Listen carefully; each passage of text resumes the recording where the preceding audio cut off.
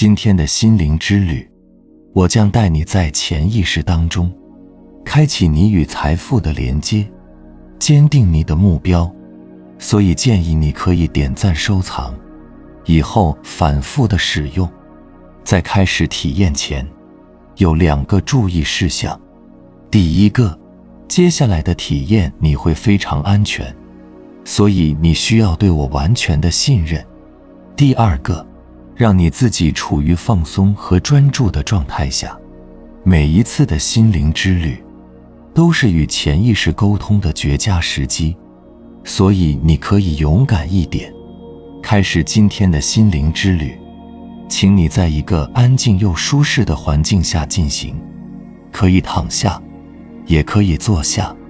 当你闭上眼睛的时候，会感受到一阵的放松进入到你的双眼，放松的感觉会按摩你的眼球，从头到脚，放松身体的每一个部位。和我一起做2次深呼吸，感受每一次呼吸的时候，你会将外部所有的养分全部吸入到你的身体。当吸到最深处、最饱和处时，再缓缓地露出体外。每一次深呼吸都会带你进入到最放松的状态下，发挥你所有的想象。在你的面前有一条温暖安全的小路，你会走在小路上，每走一步越来越放松，越来越舒适。小路的尽头有一座山峰，请你观察山峰的样子，山峰的颜色。你会走向山峰，上山的路有一些陡峭，会让你感到些许的疲惫，但却会让你进入到更放松的状态下。你可以看到在山上有很多的山洞，每一个山洞大小不同，都有不同的财富宝藏。我会给你一点时间，你会找到最吸引你注意力的一个山洞，并且站在洞口前。当我数到3的时候，你会进入洞中，并发现洞中的宝藏。1、2、3，请你仔细观察洞中的宝藏是什么，它是什么样子，什么颜色，什么材质。也可以将你看到的宝藏分享给我。请你走到宝藏前，尝试拿起它。你是否可以轻松地拿起宝藏呢？当你拿起它后有什么样的感受？这个宝藏是你潜意识中与财富的连接，也是你获取财富的特征。请你记住它的样子。你需要用你的方式将宝藏带下身，可以用你任何的能力，也可以用任何的工具。你用什么方法将宝藏带下山呢？不论你感受到的是什么样的结果，都是一次心灵的探索和财富力的开启。当我数到3的时候，你会带着最放松的感受回到现实中来。1、2、3。本视频建议反复疗愈使用。现在我好忙，我好累。这句话成了当下许多人的常用语言。忙和累似乎成了许多人的生活常态。忙和累后面，我们更看到是世人对金钱、名利、物欲的狂热追求和执着，进而我们看到的是一张张疲惫不堪、患得患失、焦虑不安、心浮气躁的面孔。人们在追求幸福快乐生活的同时，生活却过得越来越沉重。如何让世人抛却纷繁浮华，让心灵找到皈依，快乐而宁静的生活？清净无为是道教给当代社会开出的一剂速效救心良药，让宇宙万有的一切活动是动态，太阳、月亮、万物都在动。这个世界如果不动，就毁了空了。我们认为这是死亡了，其实不是死亡，死亡仍是一个动态。世界上有没有一个真正的静止状态呢？没有。从物理、生理还是思想等方面看，没有完全的静态。静态是一种缓慢的动态，一种延长的现象。如果学物理学、哲学或其他科学，就很容易懂这个道理。所以静是个很难得的东西。宇宙万物，如我们吃的水果、粮食、观赏的花木，都是静态的生长。静态是生命功能的一种状态。换句话说，能源从哪里来的？是从静态来的，从空来的。为什么我们忙碌到夜里就要睡觉呢？因为人也需要静态，脑筋不休息是不行的。如果接下来的话对您有所帮助的话，请在离开前按个赞给我响应，在评论区留下静心修行。以前的宗教，人跪在那里祷告一下，或者坐在那里，心里宁静一会，烦恼就解除了。再譬如人生的大病必须去住院，医院用什么药物是重要的，但更重要的是，你让忙碌的身心静了下来。这些道理都说明静态的重要。这个原理，中国几千年前就有个人讲得非常清楚，他就是道家的老子。老子说万物芸芸，各归其根，归根曰静，静曰复命。意思是说，根是万物生命的来源，回归根才是静，能静才回归生命。这就是讲静态的重要。可是人的生命常常忘记了静，反而尽量用动态去消耗自己。如果全世界的人类都拼命消耗能源，能源全消耗完，人类也就灭亡了。比如带学生时，有3个很好的让他们安静下来的办法。第一个办法不是骂人，也不是打人，只要叫他2手各拿一张报纸，手平伸起来，立正站1个小时。那很痛苦啊，你们可以试试看。第二个办法，3天不准说一句话，也很痛苦。还有一个办法更严重，让他坐到一个非常空旷地方，什么东西都没有，那更痛苦。可是当你理解了静的道理以后，这3个痛苦会变成最大的享受。把脑筋静下来，思想情绪完全静下来。一切的智能如果不是在静态中，是发挥不起来的。老子告诉我们，道家的修养方法有8个字：专气致柔，能婴儿护。把自己的身体活动的功能宁静下来，完全恢复到婴儿的状态。脑筋是清楚的，是快乐的。譬如一杯水，乱搅动的时候是看不清楚的，沉淀下来就能看透了。打坐不必是盘腿打坐，全世界归纳起来，打坐的姿势大概有90多种。诸位没有注意到这门学问。你现在到印度去看，有人站着，伸出一只手30年不动。印度有很多人这样一个姿势站着几十年不动，竟涵盖了很多无穷的力量。我要大家学静的功夫，最高的境界就是反省关照自己，乃至不加任何判断的关照自己。老子讲归根于静，是为复命。生命的根本是在宁静中恢复的。大家都有做事的经验，有时候处理一件复杂困难的事，百思不得其解，忽然自己的思想说，这样做可以解决问题。这就是静态的作用。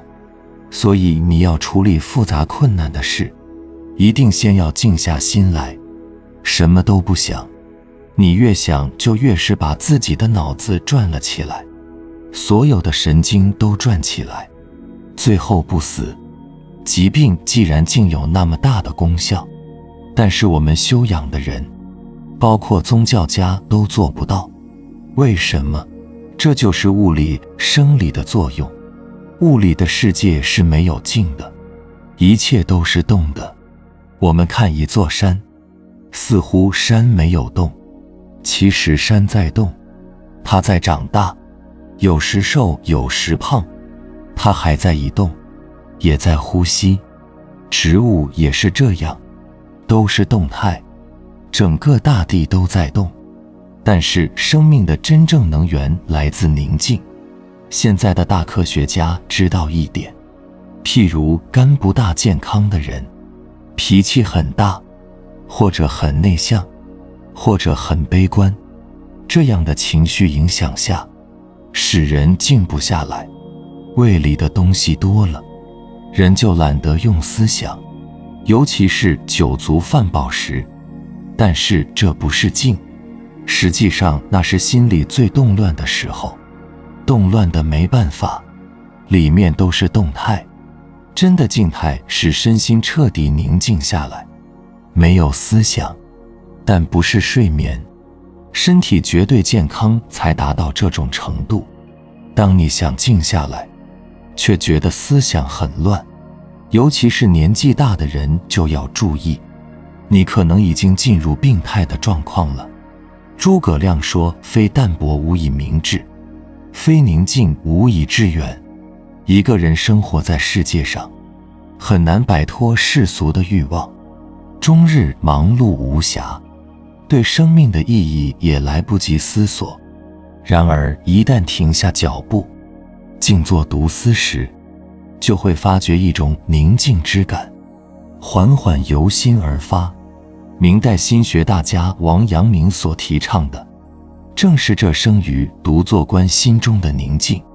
那么既然生于尘嚣中的我们，一时难以摆脱俗世的念头，何不学习王阳明，以其独坐静思之法，为自己的浮躁心灵养一方净土。修静以入心之境。王阳明以坐入静的要诀在于二：其一息思虑，也就是让自己的心进入空寂境界。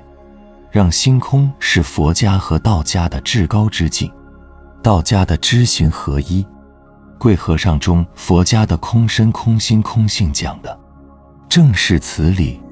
王阳明所说的息思虑，则是通过暂时的放下，去寻求内心真正缺失的为何物。其二省察可止，也就是以心为镜，关照自身。人活于世，不乏私欲，而私欲不外乎好色好货好名。孔子常说君子正身之法，就是自察不惑而内自省也。王阳明修行最重要的一点也就在这里。人心的不净来源于人心的不净，因此通过独坐不断的反省，这是帮助自己了解内心的快速方法。一诚以树心之正，为天下之大成，能立天下之大本。诚意就是正念头，诚实的践行，良知给你的答案。一个念头出现，良知自然知道好坏，好的保留，坏的去掉，这就是诚意。王阳明说，诚意就是如好好色，如恶恶臭，以为喜欢善如，喜欢美色，厌恶恶如，厌恶恶臭一样。这虽然听上去很简单，做起来却实属不易。我们知道不易，知才是坏的，可有时候却经不住诱惑去取了。一旦取了，这就不是好善恶恶的心了。正是因为我们总不成，所以内心往往常出愧疚，自然无法获得应有的平和。精密谨读以言行之律，谨读就是慎独，意思是说，即使自己一个人的时候，也要注重自己的行为，严于自律。我们静坐时就是禁读时。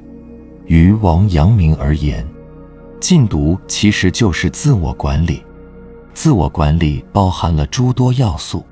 王阳明说，静坐时只要把这些要素一一排列，就是禁读了。首先是分析，我有什么私欲？第二是目标，我要通过什么手段克掉这些私欲？第三是信心，我要坚信自己能克掉这些私欲。第四是毅力，必须具备强大的意志力，一日不成就2日，2日不成就3日，不可半途而废。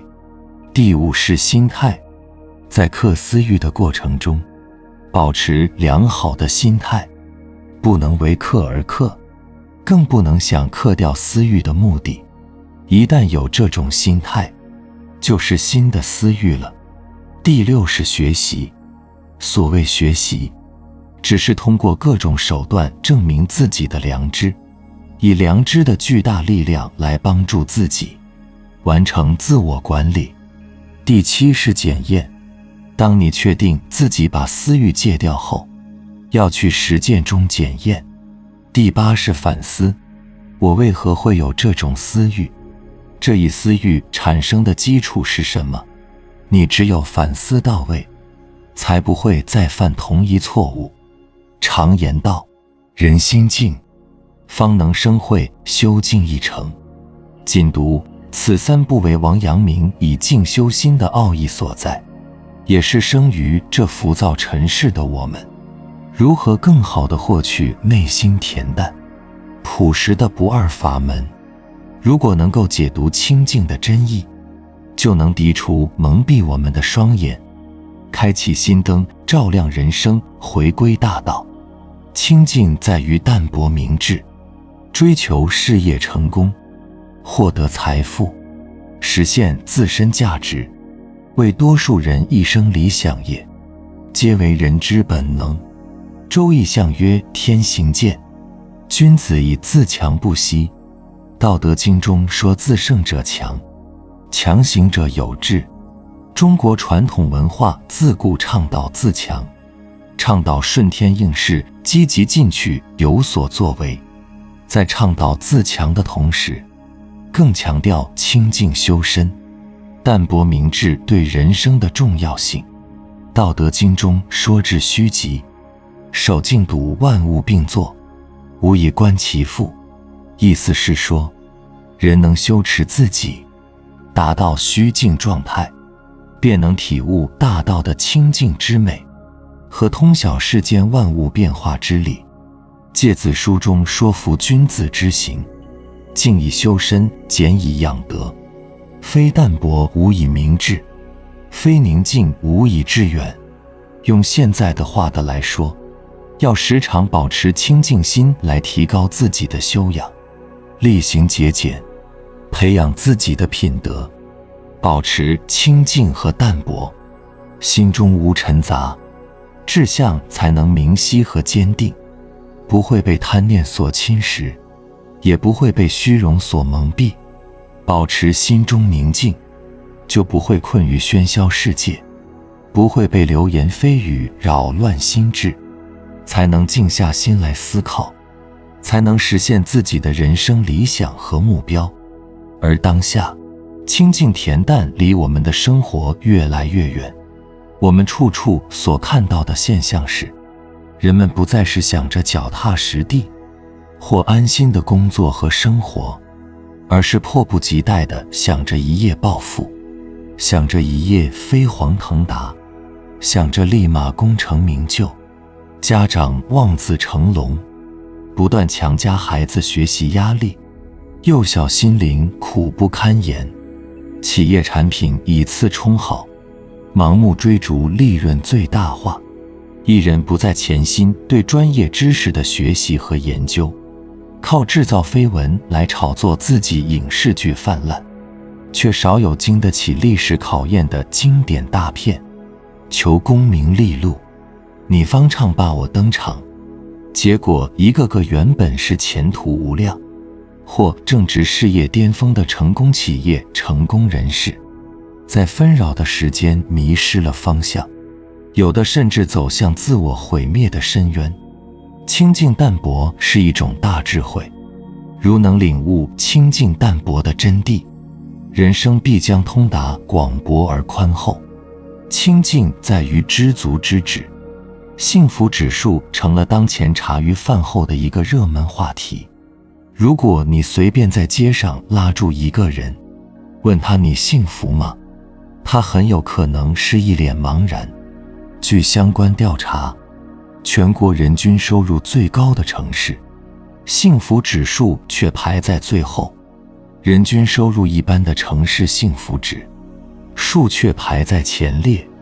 在高楼大厦竞相拔地而起的时候，在人们钱包越来越鼓的时候，在社会物质财富不断增加的同时，幸福这个词却成为越来越多人的困惑和奢侈品。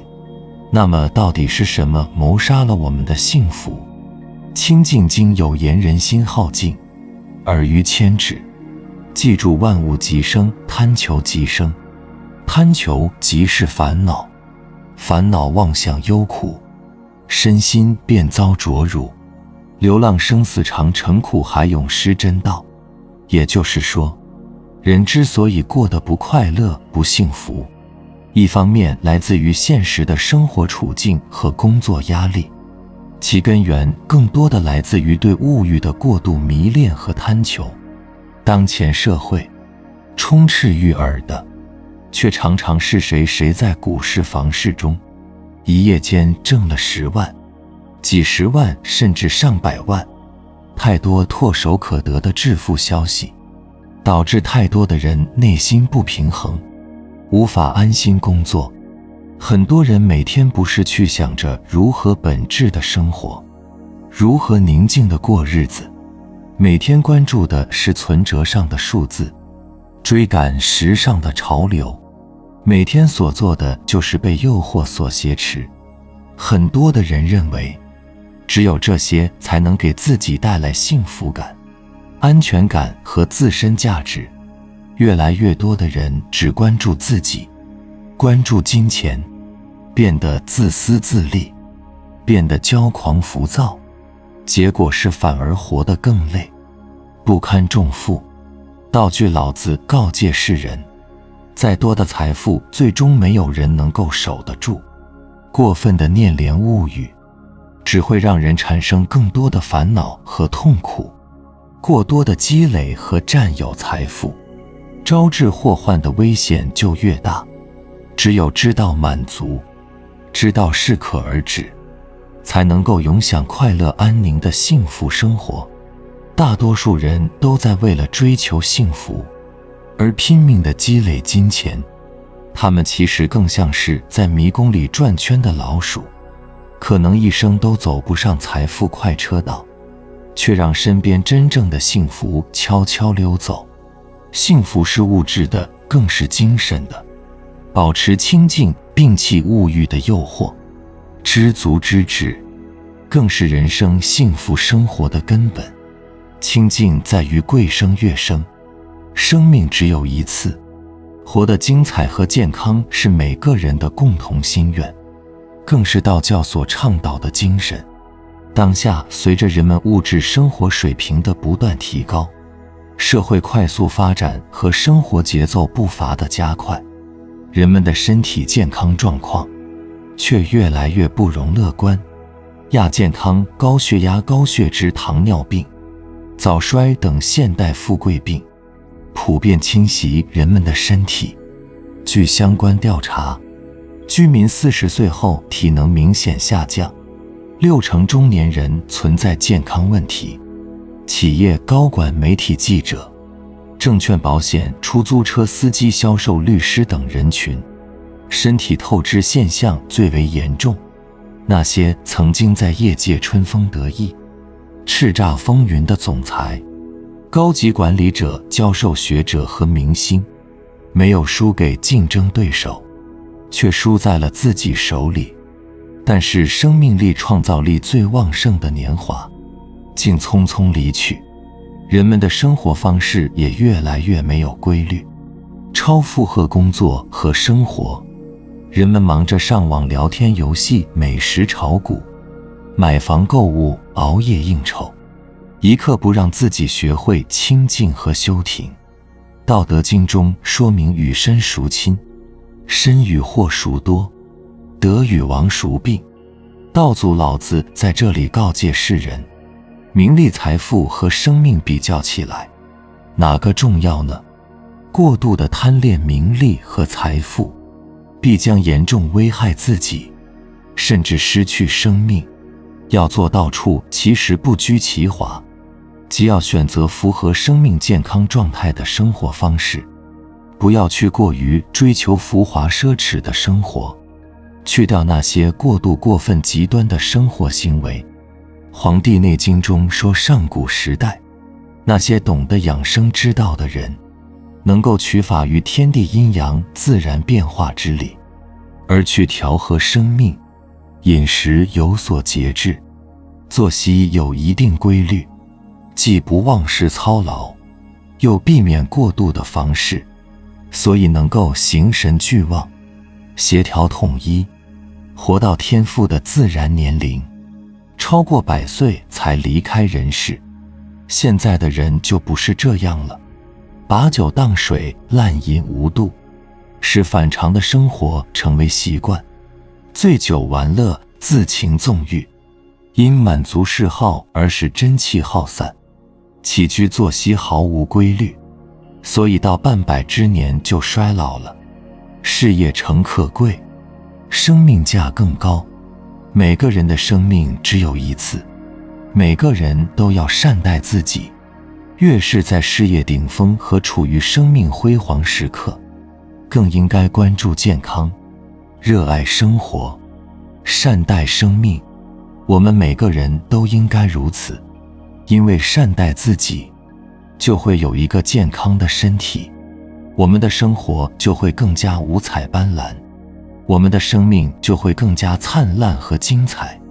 清净在于静以修德，人世间最崇高的品质和境界，莫过于道德。道德经中说，道生之，得处之物行之，师承之，是以万物莫不尊道而贵德。道祖老子在这里告诫世人，道德是生养万物的根本，是社会和谐有序、健康发展、繁荣昌盛和人民幸福生活的基本保证。因此，天下万物都要敬畏谨遵和修持道德。当下当人们谈到社会道德问题，几乎每个人都在抱怨社会风气变得越来越坏，人心不古，世风日下。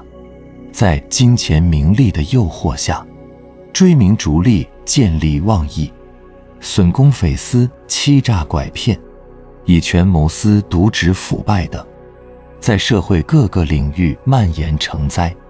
庸俗低俗媚俗之风盛行，恶性的食品安全事件和道德沦丧的事情接连发生。正如护命妙经中所说，世间众生的种种苦恼、痛苦、灾厄，其根源在于人们对物欲的狂热追逐，而迷失本性，丧失自我，丧失道德。清净者，德之至也，重积德，则无不克。因此，道教主张，整个社会都应当大力倡导清净赫寡欲，静以修德，以道德之力制止人性贪婪和恶心邪欲，舍妄归真。特别是那些不利于人生、社会自然的欲望和行为，要坚决地予以克制和克服。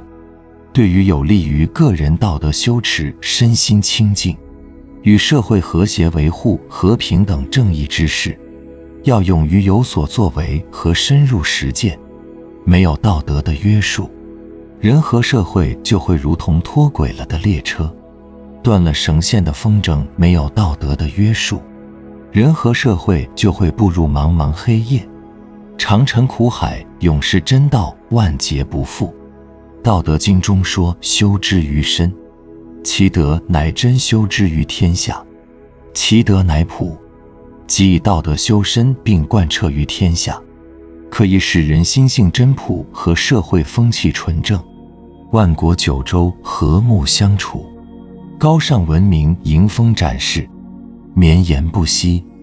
雷祖祷告中说，以清净心而弘大愿，以智慧力而除诸魔，即一个静修道德的人，能够洞察事物的本质，不被世俗利益所困扰，不争一时之得，宠辱不惊，自强无私，慈爱合同，淡定从容，不自以为是，无为而无不为。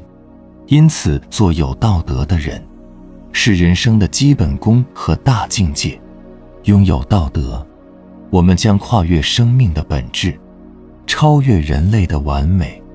灵魂在人生旅途中，保持一份清净，便能看开一些，放阔一些。守住了清净，你就守住了安身立命的根本，你就能坦然地头顶蓝天，脚踏大地，沐浴着温暖的阳光，呼吸着自由的空气，清清白白做人，认认真真做事。守住了清净，你就掌握了人生幸福快乐的密码。恒久弥新，清净是生命大智慧，是必备品和良师益友。真常之道，悟者自得，得悟道者常清净矣。如果你没有看这个视频，也许永远都不知道，咱们的老祖宗为什么要劝人们日行一善。日行一善到底是一个什么样的运作原理，能够使人逆天改命的？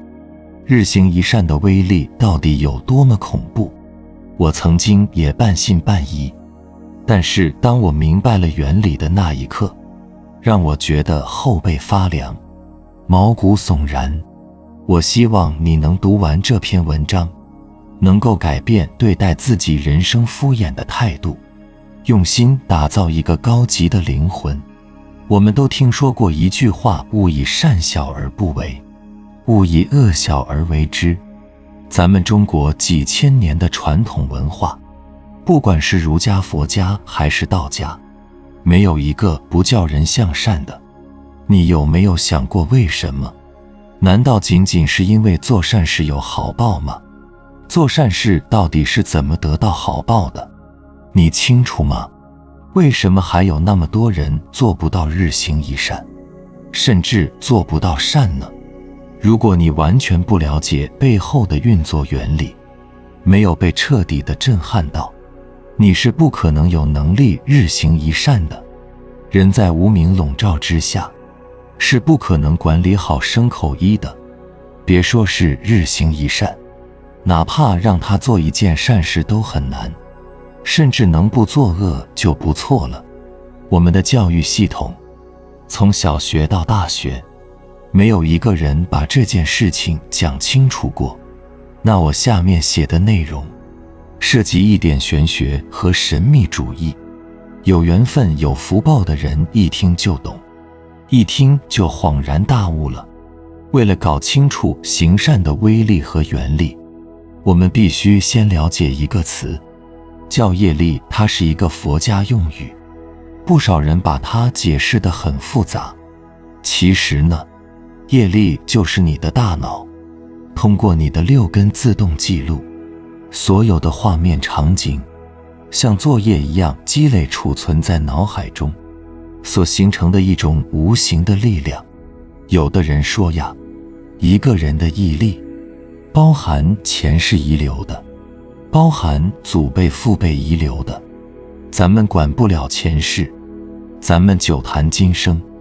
它就是你出生后睁开眼睛的那一刻开始，日积月累的自动记录生活中所有的场景、画面、经历、知识、念头、行动。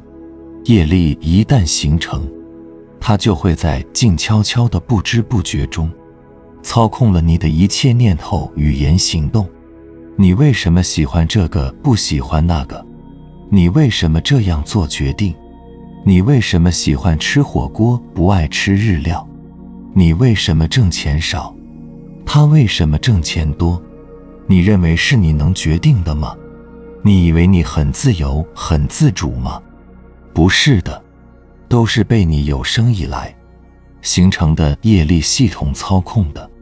每个人都有自己的业力系统，每个人都是自己业力系统的提线木偶，只不过有的人，他的业力系统是由正向的、积极的、温暖的、美好的场景和画面组成的，而有的人的业力系统呢，恰恰相反，是由负面的、消极的、痛苦的场景和画面积累的。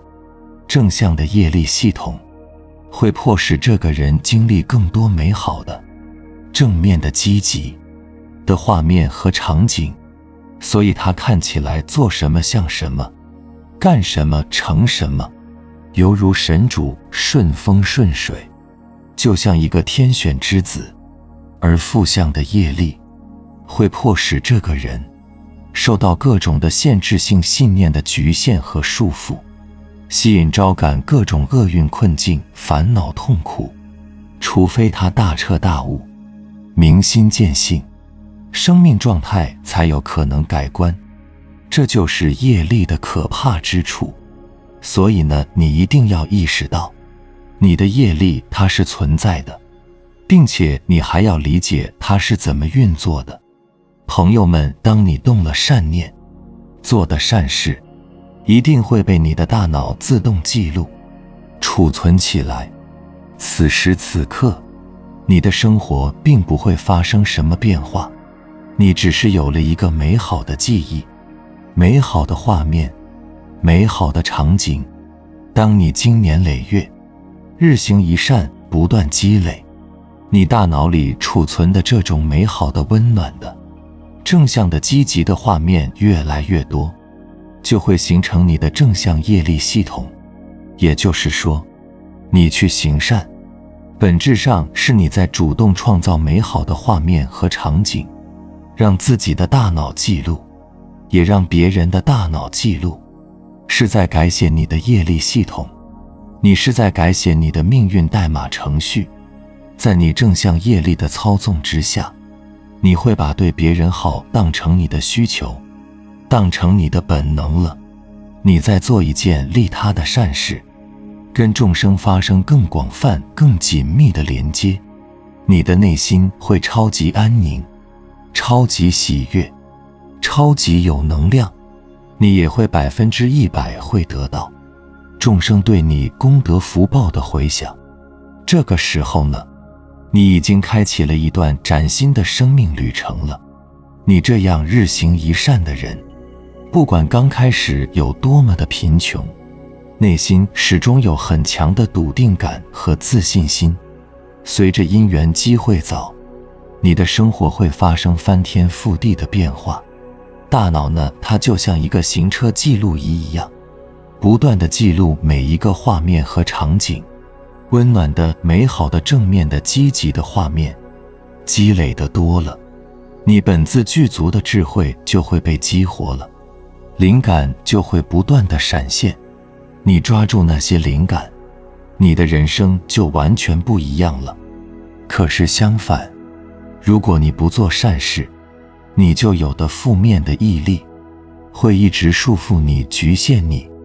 那么你再敢做坏事去伤害别人，你会继续强化你负面业力的能量。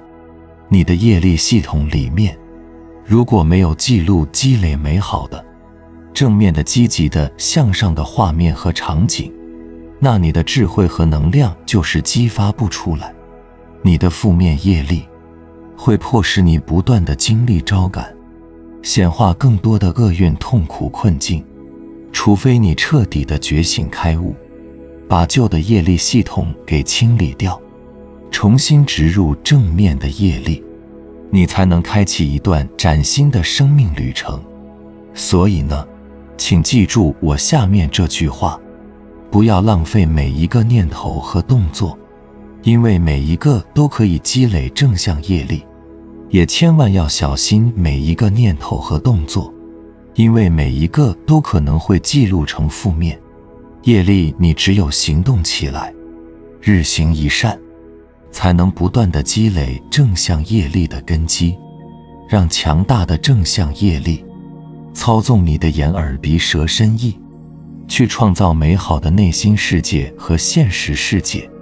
你发的每一条朋友圈，你拍的每一条短视频，你做的每一场直播，你每一次跟人交谈，你每一分钟的时间，你去到的每一个地方，都可以注入你的正向意念，都可以利他你，完全成为宇宙能量释放的通道。你就是天选之人。天选之人当然更快乐更富足，因为他是上天的使者，带着使命来到世间的。朋友们，这就是日行一圈的惊天秘密。那么为了让自己的生命状态更加美好，让自己的现实生活更加富足丰盛，你现在知道该怎么做了吗？